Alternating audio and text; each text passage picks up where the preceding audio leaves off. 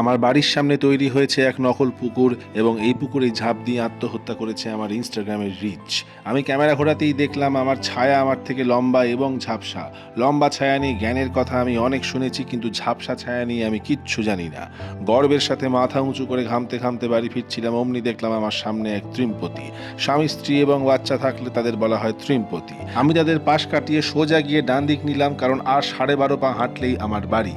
কিন্তু বাড়ি ঢোকার মুখেই দেখলাম আমাদের পাড়ার XYZ সিকিউরিটি দাঁড়িয়ে আছে। তাদের মধ্যে একজন আমার কাছে এই এক্সপেকটেশনে এলো যে আমি তাকে কিছু খেতে দেবো, কিন্তু আমি তাকে বুঝিয়ে দিলাম যে মানব জাতির থেকে কোনো রকম এক্সপেকটেশন রাখা উচিত না।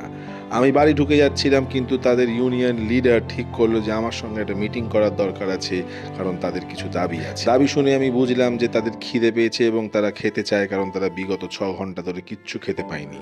অনেক মিটিং মিছিল স্লোগান তোলার পর আমরা এই কনক্লুশনে এলাম যে মা বাড়ি ফিরে খেতে দেবে, মা গেছে মেলায়। অভ্রদা ঠিকই বলেছিল, কলকাতার আর্দ্রতার জন্য আমিই দায়ী। আমি আমার ঘর সবসময় গুছিয়ে রাখতে ভালোবাসি। জিনিসের জায়গায় জিনিস থাকবে, কোনো কিছু এলোমেলো থাকলে আমার একদম পছন্দ না। এই ভিডিওটি যদি লাইক শেয়ার কমেন্ট না করেছো না, আমি তাহলে ওনাকে ভোট দিয়ে জিতিয়ে দেবো।